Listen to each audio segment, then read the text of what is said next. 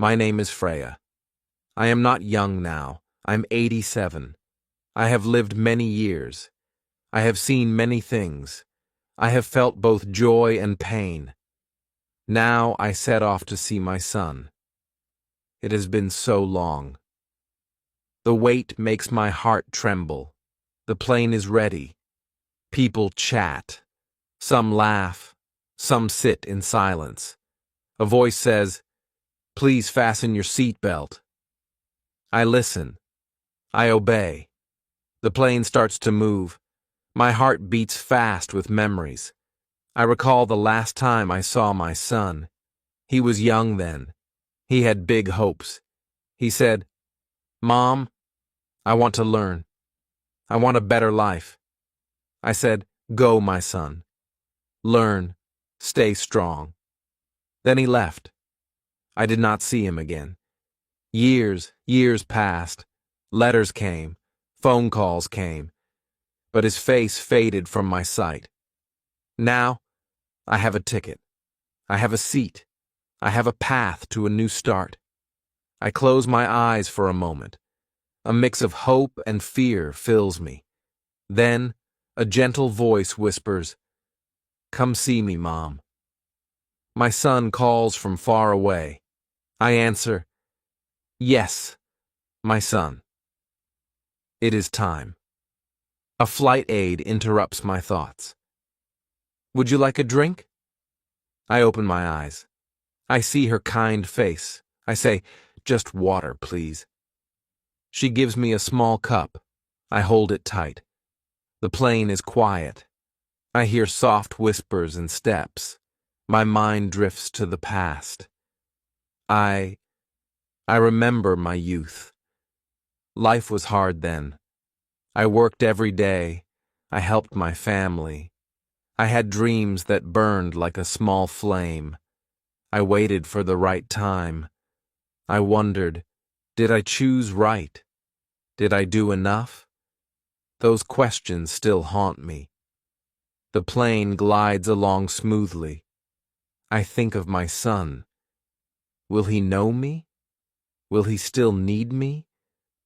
My trip is not just to a new town. It is a journey back in time. I was once a small girl. I had little in my life. My family had little. My father tilled the fields. My mother cooked and cleaned. I helped her. That was my whole world. I remember a day in my youth. I heard kids read with clear voices. I wanted those words for myself. I asked, "Dad, can I go to school?" He shook his head. "No, Freya. Girls do not need school. Girls care for home." A spark of anger and hope burned inside me. I asked, "Why? Why can boys learn and not me?" That question lit a secret fire in my heart. At night, I listened to my brothers talk. They spoke of school and books. I grabbed a book. I ran my finger over the words. I whispered them to myself. I did not understand all of it, but I tried. My mother saw me, and she said, "Freya, sleep now." I pleaded, "I want to learn." She sighed, but did not stop me. The years turned. I learned, bit by bit. I copied words. I asked small questions. Some laughed and said, "You are just a girl." But I did not give in. I grew up. My father said, "It is time to wed." I did not want to wed. I wanted to work. I wanted to learn more. I said, "No, Dad, I want a new life." He was angry. I left home. I felt fear. I felt hope. I wanted more. I wanted a future. I had to show I could be more. I left with nothing but hope. I walked to the next town. I looked for work. People said, "You are a woman. What can you do?" I replied, "I work hard." A kind lady gave me a job in her small shop. She said, "You can clean. You can help the customers." I said, "Yes. Thank you." I worked from dawn until dusk. I listened to every word. I learned new words. I watched how people shopped. I saw how the lady kept the money safe. One day I asked, "Can you teach me to count money?" She smiled. "Yes, Freya. I will show you." I learned fast. I worked hard. Soon I was not just cleaning. I started to sell small things. I helped out more. People began to know me. They said, "Freya is smart. Freya is good at work." I saved some money. It was small, but it was mine. Then I made a bold choice. I said, "I want my own shop."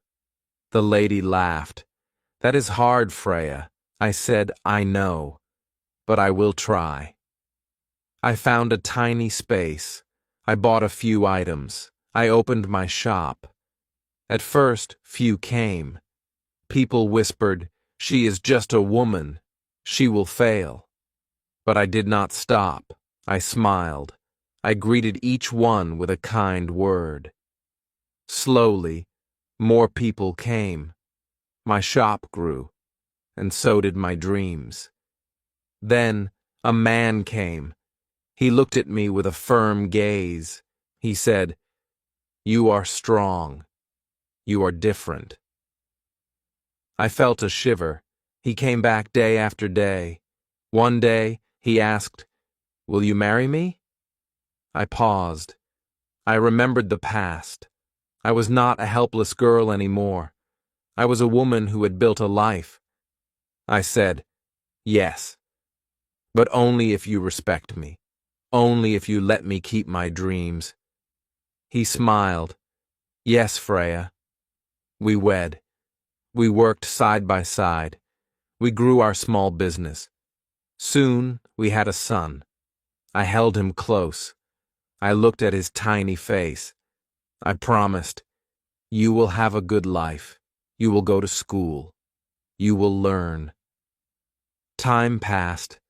My son grew, bright and kind. He loved his books.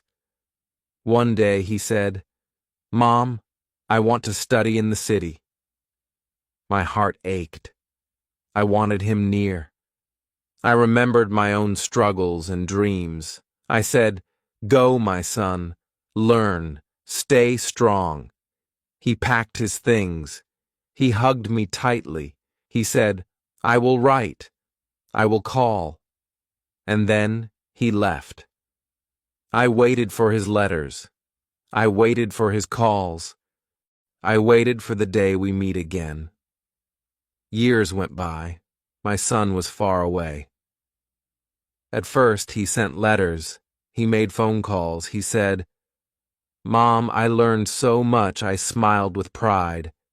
Then the letters slowed. The calls became rare. He said, "Mom, I am busy. I have tests and work." I understood, yet my heart felt empty.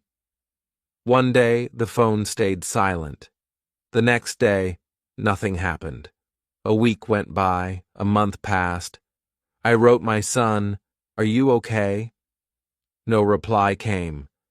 I wondered, did he forget me? Did I send him too far? One dark night, I sat alone. The shop was closed. The house was still. I looked at his empty chair, and I felt a chill. I thought, maybe he does not need me now. Maybe I should have held him close. Then a letter came.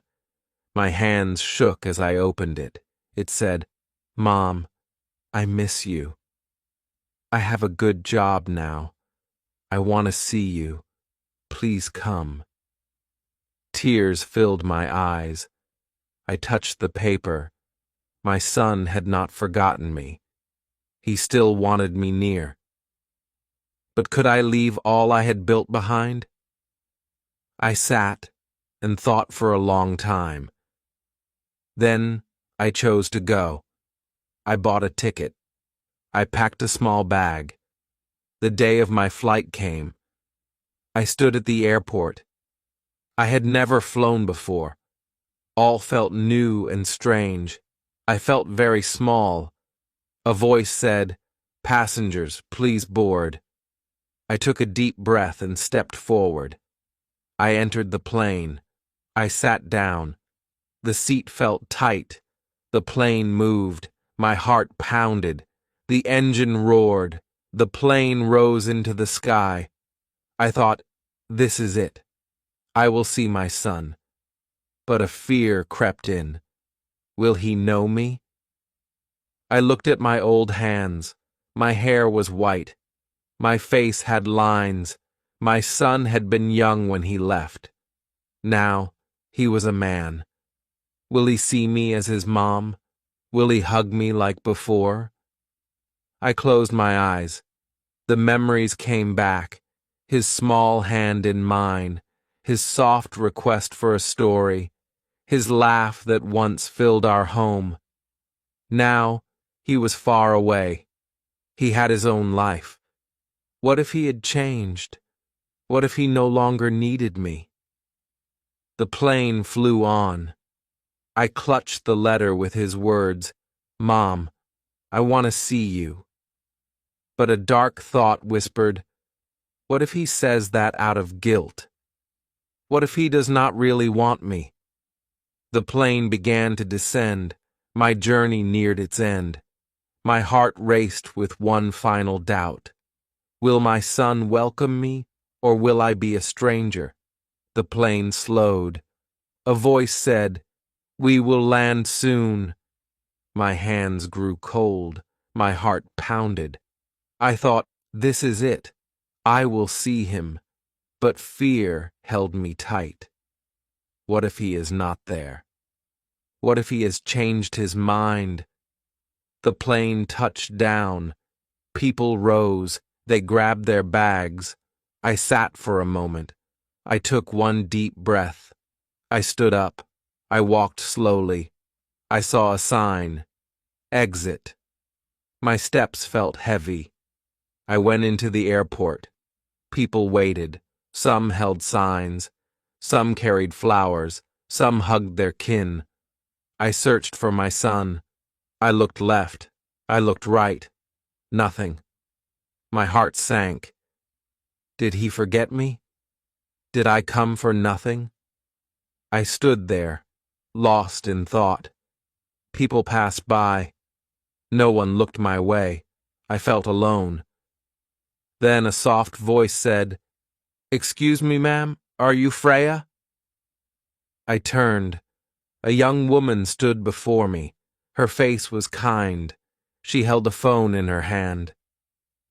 "Yes," I replied in a weak tone. She smiled and said, "Your son sent me." He could not come. He had an important meeting.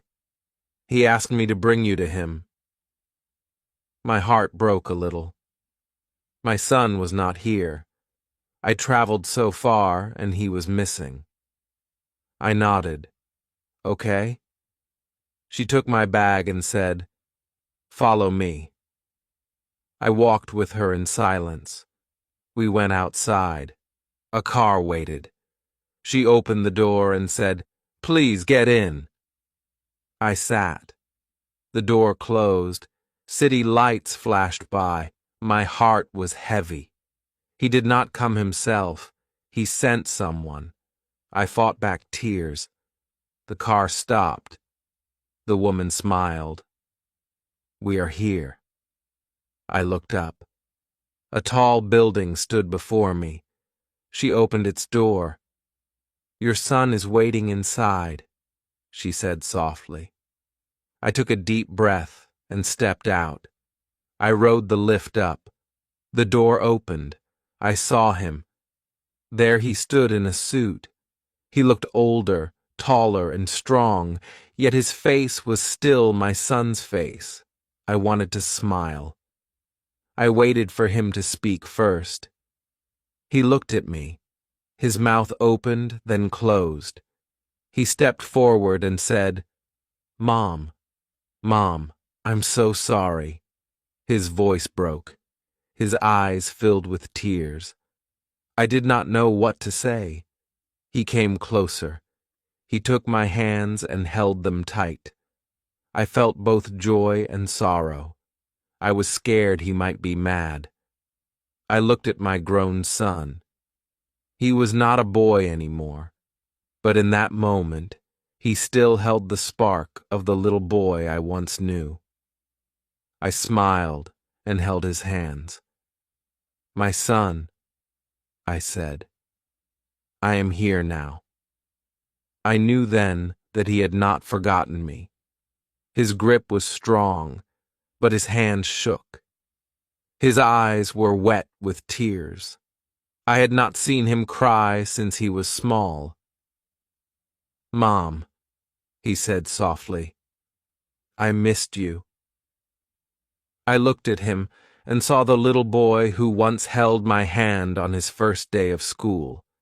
The boy who ran to me when he was scared.